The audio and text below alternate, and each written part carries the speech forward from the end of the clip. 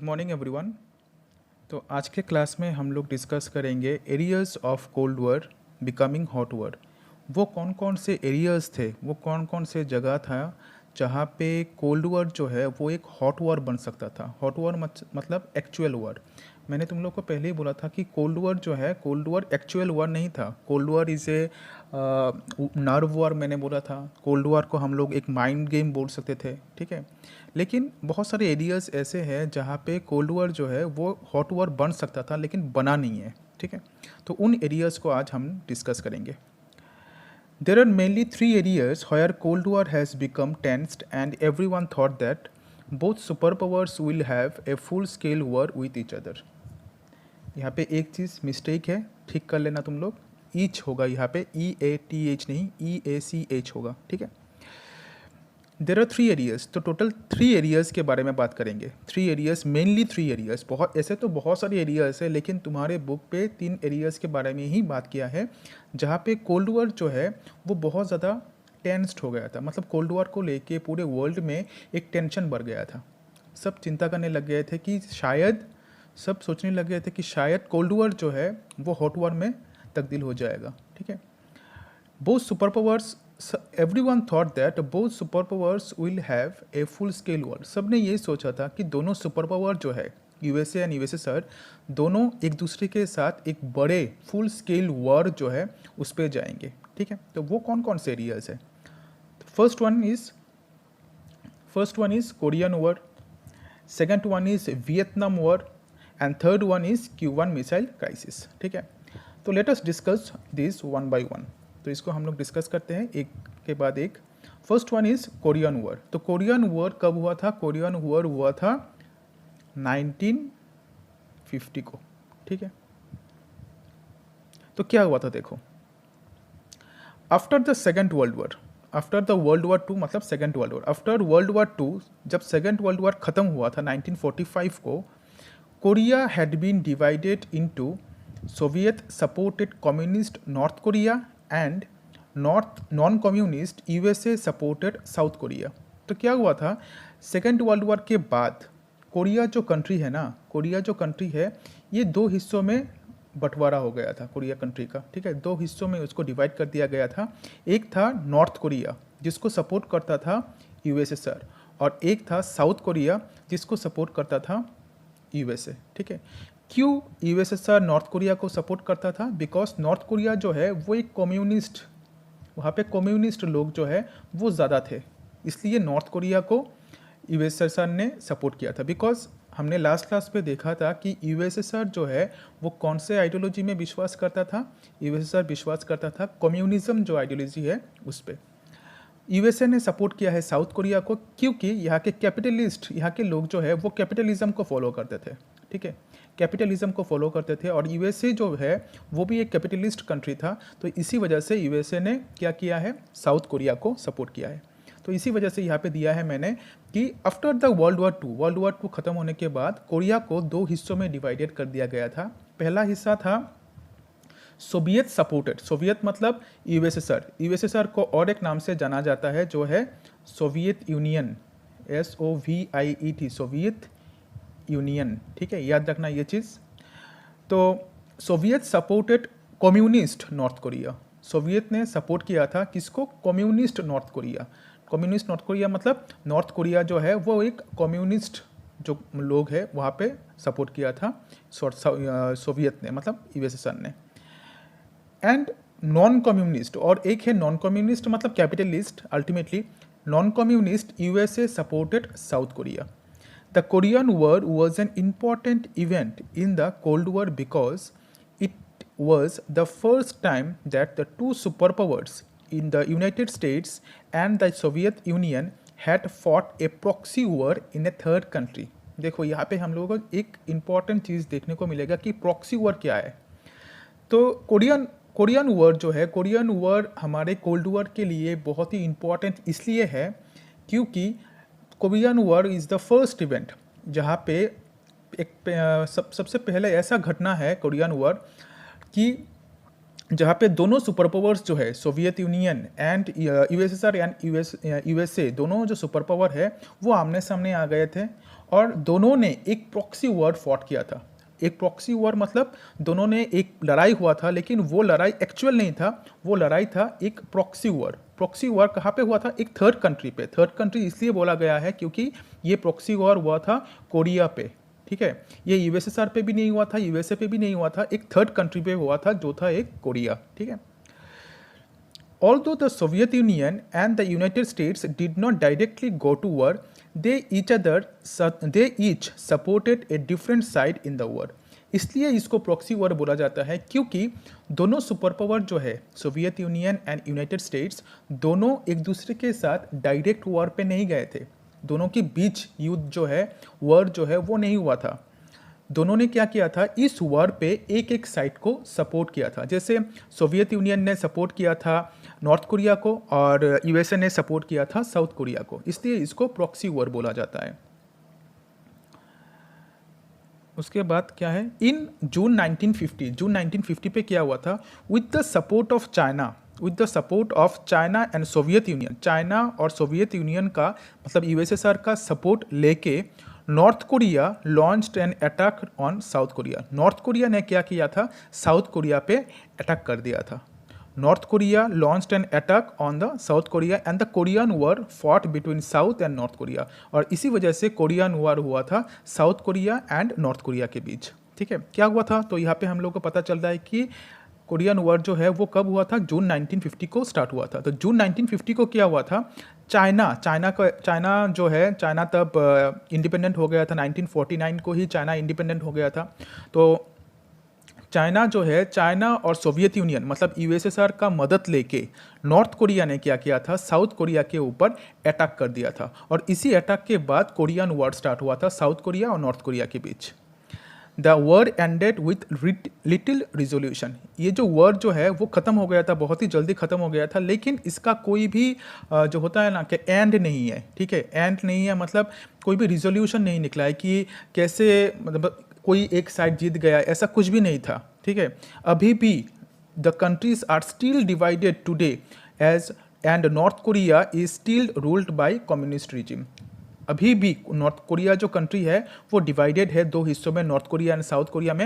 And North Korea पे अभी भी कम्युनिस्ट जो गवर्नमेंट है वो अभी भी है। रिजिम मतलब यहाँ पे गवर्नमेंट के बारे में बात किया गया है कि नॉर्थ कोरिया पे अभी भी कम्युनिस्ट रिजिम मतलब कम्युनिस्ट जो गवर्नमेंट है वो है। कोई भी सेटलमेंट नहीं हुआ था कि हाँ वॉर हुआ है तो नॉर्थ कोरिया या फिर साउथ कोरिया कोई एक जीत गया है, ऐसा कुछ भी नहीं हुआ था।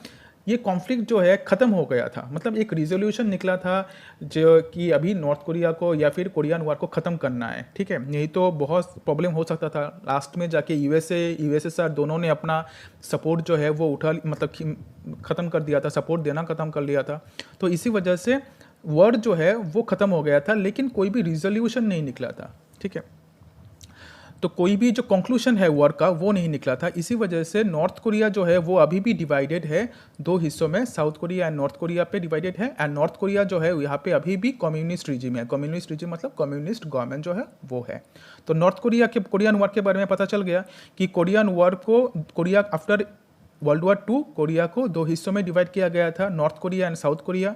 नॉर्थ कोरिया को कोरियन वॉर पे सपोर्ट किया था यूएसएसआर ने, साउथ कोरिया को कोरियन वॉर पे सपोर्ट किया था यूएसए ने। उसके बाद हमने देखा है कि यूएसए और यूएसएसआर दोनों जो कंट्रीज है एक दूसरे के साथ एक वॉर लड़ा था, वो था प्रॉक्सी वॉर। वो वर्ड जो है इसलिए इसको प्रॉक्सी वॉर बोला था बिकॉज दोनों कंट्रीज ने दोनों सुपर पावर्स ने एक दूसरे के साथ डायरेक्ट वॉर नहीं किया था। दोनों सुपर पावर्स ने कोरियन वॉर पे एक एक कंट्री को सपोर्ट किया था, ठीक है। उसके बाद हमने देखा है कि जून 1950 को चाइना और सोवियत यूनियन का मतलब यूएसएसआर का सपोर्ट लेके नॉर्थ कोरिया ने साउथ कोरिया के ऊपर अटैक कर दिया था, और इसी वजह से कोरियन वॉर स्टार्ट हुआ था। वॉर जो है वो ख़त्म हुआ था, कोई भी रिजोल्यूशन कोई भी कंक्लूजन नहीं निकला था वॉर का। और इसी वजह से नॉर्थ कोरिया जो कंट्री है वो अभी भी दो हिस्सों में डिवाइडेड है, साउथ कोरिया नॉर्थ कोरिया पे। और नॉर्थ कोरिया जो है नॉर्थ कोरिया पे अभी भी कम्युनिस्ट गवर्नमेंट जो है वो है। जैसे चाइना पे अभी भी कम्युनिस्ट गवर्नमेंट है, the communist party of China, ऐसे ही नॉर्थ कोरिया पे भी अभी भी कम्युनिस्ट गवर्नमेंट जो है वो है। Our next topic is Vietnam war. Vietnam क्या है? वियतनाम एक जगह है, एक कंट्री है। तो the Vietnam war was fought between communist north Vietnam and the government of southern Vietnam. मतलब क्या है, वियतनाम वॉर जो है वो फॉट हुआ था, मतलब वियतनाम वॉर जो है वो हुआ था एक कम्युनिस्ट नॉर्थ वियतनाम, मतलब north Vietnam and south Vietnam same cheese, Korean war की तरह ही नॉर्थ एंड साउथ है। नॉर्थ वियतनाम पे जो गवर्नमेंट है वो था कम्युनिस्ट, एंड साउथ वियतनाम पे जो गवर्नमेंट था वो था कैपिटलिस्ट या कुछ भी। तो यहाँ पे कम्युनिस्ट है, नॉर्थ वियतनाम जो है वो है कम्युनिस्ट। मतलब क्या है, नॉर्थ वियतनाम को कौन सपोर्ट करेगा, यूएसएसआर सपोर्ट करेगा, और साउथ वियतनाम को कौन सपोर्ट करेगा, यूएसए जो है वो सपोर्ट करेगा। The north was supported by the communist countries such as People's Republic of China and the Soviet Union। North Vietnam जो है उसको सपोर्ट करता था जो कम्युनिस्ट कंट्रीज़ है, जिनमें से एक है पीपल्स रिपब्लिक ऑफ चाइना जो है वो कंट्री, और है सोवियत यूनियन मतलब USSR. The south was supported by anti communist countries. South को सपोर्ट किया था एंटी कम्युनिस्ट, जो लोग कम्युनिज्म को पसंद नहीं करते थे, जो कंट्रीज़ है उन कंट्रीज़ ने साउथ को सपोर्ट किया था, मतलब साउथ वियतनाम को सपोर्ट किया था, और उनमें से एक है United states. The United states lost the Vietnam war. United states जो है वो वियतनाम वॉर हार गया था। It lasted for 20 years. Vietnam war जो है वो टोटल 20 साल तक चला था। 20 words something the US never accepted when it joint in the fight.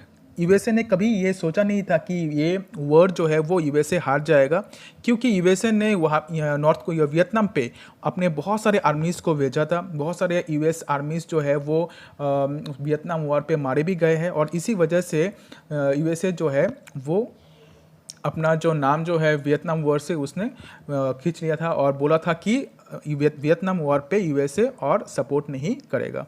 It lasted for 20 years. Vietnam war जो है 20 ईयर्स तक चला था। समथिंग यूएस नेवर एक्सेप्टेड, और ये यूएस ने कभी एक्सेप्ट नहीं किया था जब यूएसए ज्वाइन किया था वहाँ पे, उसका नाम क्या है, फाइट पे, वियतनाम वॉर पे जब यूएसए ने आके ज्वाइन किया था। Not only did the USA lose the war and the country of Vietnam to the communist, the USA lost the prestige in the eyes of the world। USA ने सिर्फ war जो है, युद्ध जो है, ये सिर्फ हारा नहीं था, पूरे वर्ल्ड में यूएसए का जो एक प्रेस्टीज होता है ना, सम्मान जो होता है वो ख़त्म हो गया था। देखो 58,220 US soldiers died in the Vietnam war. देखो ये कुछ चीज़ें हैं जो तुम लोगों को बुक पे नहीं मिलेगा। तो ये चीज़ें क्या करता है, तुम लोगों का जो आंसर है उसको और ज़्यादा अच्छा बनाता है। तो मैंने बोला था कि यूएसए ने कैसे सपोर्ट किया था वियतनाम वॉर पे, कैसे यूएसए इन्वॉल्व हुआ था वियतनाम वॉर पे। यूएसए ने अपने सेना जो है वो भेजा था वियतनाम पे। तो टोटल वियतनाम वॉर पे यूएसए का 58,220 सोल्जर्स जो है, सेना जो है वो मारे गए थे। When Richard Nixon became the 37th president of USA, जब रिचर्ड निक्सन जो है वो जब यूएसए का प्रेसिडेंट बना था, जो था 37th president of USA, he decided to end US involvement in the war. उसने ये डिसाइड किया था कि यूएस जो है वो और ज़्यादा इन्वॉल्व नहीं होगा वियतनाम वॉर पे। He first began removing troops from the Vietnam in July 1969। उसने क्या किया था, वियतनाम से अपने जो ट्रूप्स है, ट्रूप्स मतलब सेना, अपना जो सेना है वियतनाम से उसको हटाने की मांग किया था। कब मांग किया था, 1969 पे। On January 27, 1973 A cease fire was negotiated. Cease fire मतलब पूरा तरीके से जो है सभी सेना जो है वो हटा देना।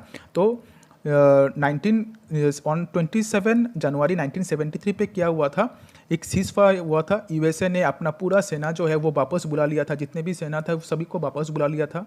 A few months later in March the final US troops were removed from the Vietnam. और इसके लिए हम लोग बोल सकते हैं कि 1973 पे फ्यू मंथ्स लेटर 1973 पे क्या हुआ था, पूरा जो वियतनाम है वो यूएस के सोल्जर्स से अलग हो गया था। मतलब पूरा वियतनाम जो है उससे यूएस सोल्जर्स जो है वो निकल गए थे। ठीक है, तो यहाँ पे क्या हुआ था वियतनाम वॉर पे वियतनाम भी दो हिस्सों में डिवाइडेड था। एक था कम्युनिस्ट नॉर्थ वियतनाम और एक था साउथ वियतनाम।